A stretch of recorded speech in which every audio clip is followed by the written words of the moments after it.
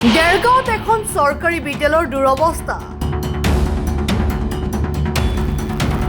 বাৰিষা পাঠ গ্ৰহণৰ পৰা বঞ্চিত হয় শিক্ষাৰ্থী।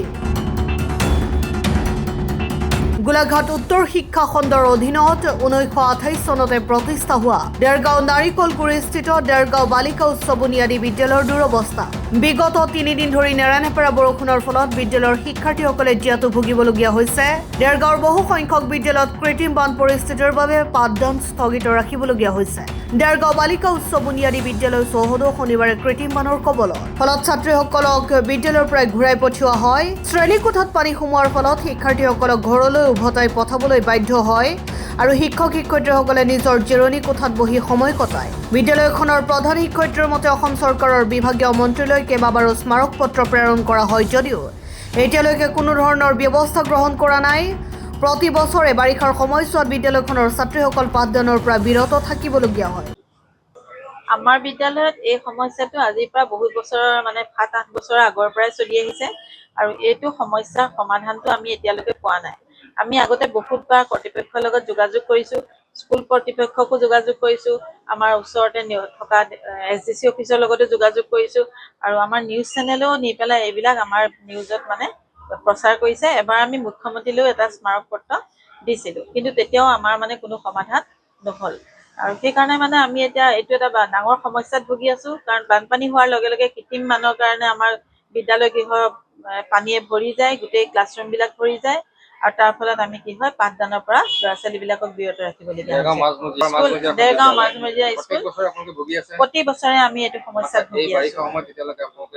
বন্ধ কৰিব লাগে, আজি বন্ধ কৰিছোঁ আৰু গোটেই কেইদিন হয়তো নালাগে, কিন্তু যেতিয়াই বেছিকৈ বৰষুণ দিয়ে তেতিয়া আমাৰ বানপানী সৃষ্টি হয়, অনিষ্ট হৈ যায়। কাৰণ আমাৰ যদি 3-4 দিনো পাঠদান কৰিব নোৱাৰো তেতিয়া ছাত্ৰ-ছাত্ৰীখিনি যথেষ্ট ক্ষতি হৈ যায়। পাঠদানৰ ক্ষেত্ৰত ক্লাছ কৰিবলগীয়া হয়, অকভাৰ কৰিব লাগে।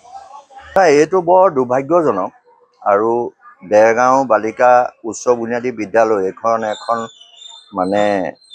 আগশাৰী বিদ্যালয়, যথেষ্ট ছাত্ৰ ছাত্ৰী আছে, 300ৰ অধিক।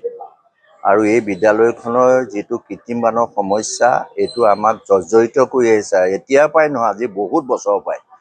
প্ৰধানকৈ ইয়াৰ কাষেদি এটা ড্ৰেইন বৈ গৈ আছিলে আৰু সেই ড্ৰেইনটো পুৰণা ড্ৰেইনটো বন্ধ হৈ গ'ল। আগত বন্ধ হৈ যোৱাৰ পাছত ঠিকে আছে বাৰু, সন্মুখেদিও এটা ড্ৰেইন তেওঁলোকে বিকল্প ড্ৰেইন এটা দিলে, কিন্তু সেই বিকল্প ড্ৰেইনটো দিয়াৰ পাছত আশা কৰা হৈছিল যাতে ইয়াৰ যিটো কৃত্ৰিম বানৰ সমস্যাটো সমাধান হ'ব আৰু সেই ড্ৰেইনটোৱে টানি নিব পাৰিব।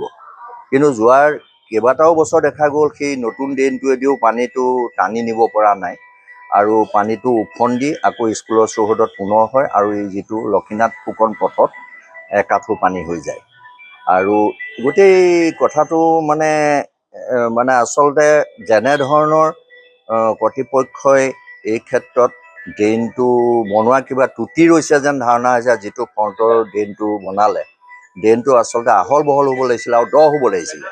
দ হোৱা হ'লে সেই পানী এতিয়া তাতে দেখা পাবা যে পানীটো আনিব পৰা নাই, টানিব পৰা নাই। আজি ক্লাছৰুম বন্ধ কৰিবলগীয়া হৈছে। ছাত্ৰ-ছাত্ৰী গুচি গৈছে আৰু অভিভাৱকে লৈ গুচি গৈছে আৰু কেনেকে এতিয়া এইখিনি ছাত্ৰ-ছাত্ৰীটো এতিয়া পানীত তিতি পাঠদান কৰিব নোৱাৰে। না, আমাৰ সেইটোৱে তেওঁলোকে এটা সোনকালে এই ড্ৰেইনটো যিটো ড্ৰেইন আছে, পানী যোৱা ড্ৰেইনটো আহল বহল আৰু দ কৰি দিয়ক আৰু ফ্ৰণ্টত এটা পথটো এটা বহল কৰি আহি আছে, এটা নিৰ্মাণ কৰি আহিছে। সেই পথটোৰ লগত সংলগ্ন থকা ড্ৰেইনটো একেবাৰে এই ডাঙৰ এটা দ আৰু বহল যাতে কৰি আহে, তেতিয়াও মই ভাবিছোঁ যে তেতিয়াও বোধ কৰোঁ এই সমস্যাটো বহু সমাধান হ'ব আৰু চৰকাৰে সেইটো ক্ষেত্ৰত আন্তৰিকতাৰে যদি লয়, প্ৰশাসনে যদি বা পৌৰসভাই লয়, মই ভাবোঁ সমস্যাটো সমাধান এতিয়াও হ'ব। মুঠতে ড্ৰেইনটো আহল বহল আৰু দ কৰিব লাগে। News desk report, Assam time.